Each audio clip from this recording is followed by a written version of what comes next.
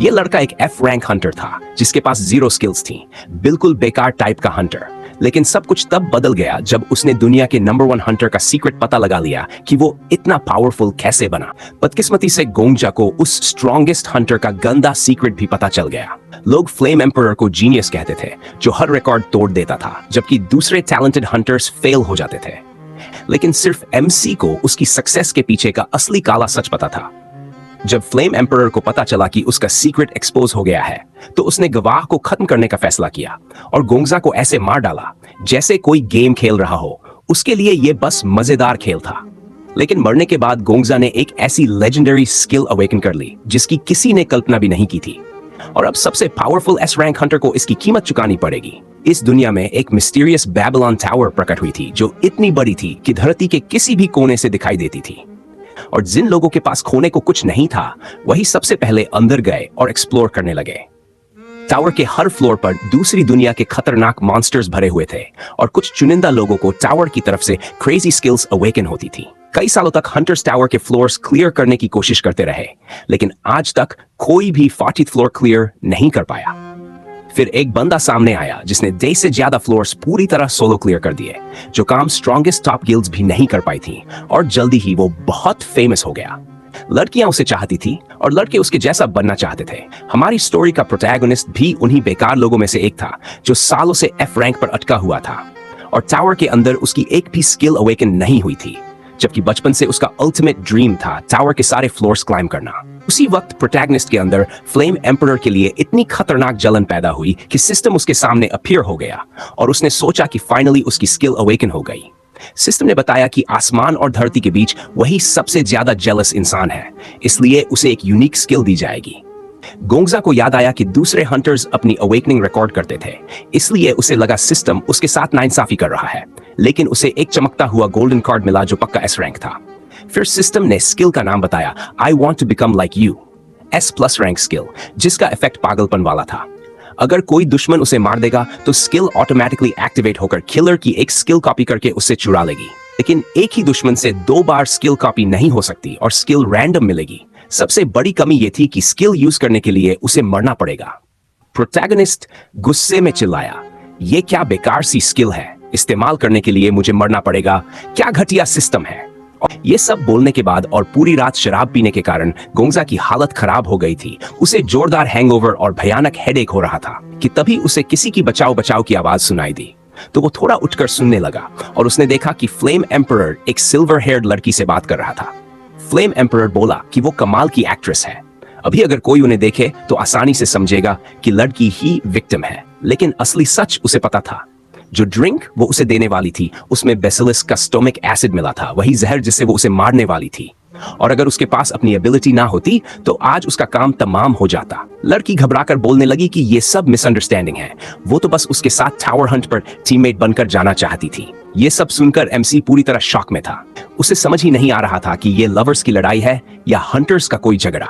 अचानक flame emperor ने लड़की का गला पकड़ लिया और बोला कि अब बात करने को कुछ नहीं बचा। अब सवाल वो पूछेगा और उसे बस सिर हिलाकर जवाब देना होगा। और अगर उसने झूठ बोला तो उसके पास लाई डिटेक्टर एबिलिटी है, इसलिए चालाकी करने की कोशिश मत करना। पहला सवाल था, किसने उसे मारने भेजा था? क्या ब्लैक ड्रैगन विच ने? ये सुनते ही लड़की चुप हो गई और बस सिर हिला दिया। फ्लेम एम्परर बोला उसे पहले से शक था, इसलिए अब उसकी जरूरत नहीं रही। और अगले ही पल उसने अपनी आंख से लड़की को जलाकर राख कर दिया। ये सब देखकर एमसी सोचने लगा कि क्या यही वो हीरो है जिसकी सब तारीफ करते हैं, क्योंकि उसे तो वो हीरो नहीं बल्कि एक पागल खूनी कमीना लग रहा था। घबराकर गोंगजा भागने लगा, लेकिन गलती से उसका पैर एक ग्लास बॉटल पर पड़ गया और आवाज हो गई। उसी पल फ्लेम एम्परर ने उसे देख लिया और हंसते हुए बोला कि उसने आसपास के सारे चूहे खत्म कर दिए थे, लेकिन लगता है एक बच गया।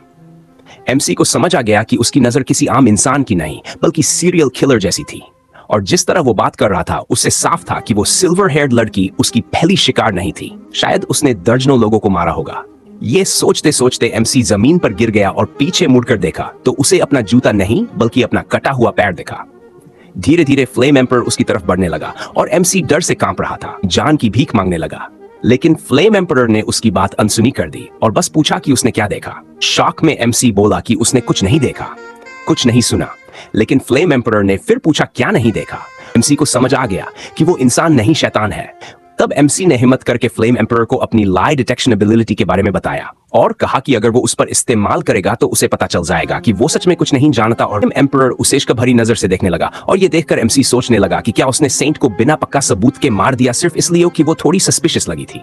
फ्लेम एम्परर बोला कि वो ऐसा इंसान नहीं है और पूछा एमसी उसे क्या समझता है। सेंट सच में उसे मारने वाली थी और अगर वो आज उसे नहीं मारता तो कल जहर देकर मार देती। एमसी ने पूछा उसे ये कैसे पता, तो फ्लेम एम्परर बोला उसके अपने कॉन्टैक्ट्स हैं और लाई डिटेक्टर की बात सच है, इसलिए एमसी सच में इनोसेंट है। ये सुनकर गोंगजा को थोड़ी राहत मिली और उसने कहा कि आखिरकार वो उस पर विश्वास कर गया। लेकिन फ्लेम एम्परर ठंडे अंदाज में बोला कि उसने पहले ही बहुत कुछ देख लिया है, इसलिए अब उसे मरना ही पड़ेगा।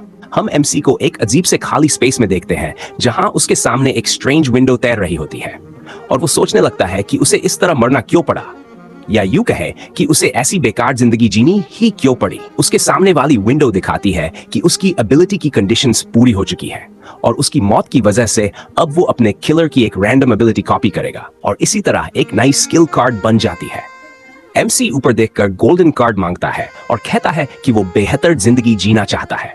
अगर उसे बस एक और मौका मिल जाए, सिर्फ एक बार, तो वो अपनी जिंदगी पूरी तरह बदल देगा। अचानक गोंगजा की आंख खुलती है और वो अपने कमरे में होता है। सामने उसका कंप्यूटर चल रहा होता है जिसमें वही न्यूज़ दिख रही होती है जो वो पहले देख चुका था। वो हैरान होकर सोचने लगता है कि वो वापस यहाँ कैसे आ गया। तभी कंप्यूटर से आती आवाज सुनकर उसे फिर वही खबर समझ आने लगती है और वो शॉक में पड़ जाता है कि आखिर ये सब क्या हो रहा है और वो घर वापस कैसे पहुंच गया। वो अपना फोन चेक करता है तो उसमें भी वही पुराने कमेंट्स होते हैं और सामने वही न्यूज़ चल रही होती है जो पिछले दिन देखी थी। उसे कुछ समझ नहीं आता और वो याद करने लगता है कि मरने से ठीक पहले उसे एक गोल्डन स्किल कार्ड मिली थी। ये याद करते ही वो स्किल कार्ड को ओपन करने के लिए बोलता है और देखता है कि उसकी एनवी स्किल फिर से मौजूद है, लेकिन इस बार बीच में एक एक्स्ट्रा स्किल भी होती है जो उसने मरते वक्त फ्लेम एम्परर से कॉपी की थी। उस स्किल का नाम था रिटर्नर्स क्लॉक और उसका रैंक था X और इसका इफेक्ट सीधा लेकिन खतरनाक था। जैसे ही वो मरता है वो बस 4 घंटे पीछे टाइम में लौट जाता है और उसकी सारी मेमोरीज और एक्सपीरियंसेस वैसे ही सुरक्षित रहते हैं। ये डिस्क्रिप्शन देखकर एमसी के दिमाग में सब कुछ क्लिक हो जाता है और उसे समझ आ जाता है कि लेजेंडरी हंटर बनने का असली फॉर्मूला यही था। इसलिए फ्लेम एम्परर को पूरा भरोसा था कि सेंट उसे अगले दिन मारने वाली है, लेकिन इसके बावजूद उसने एमसी जैसे बेगुनाह को भी मार डाला क्योंकि वो एक निर्दयी हरामी किलर था जिसे किसी की जिंदगी की कोई कीमत नहीं थी।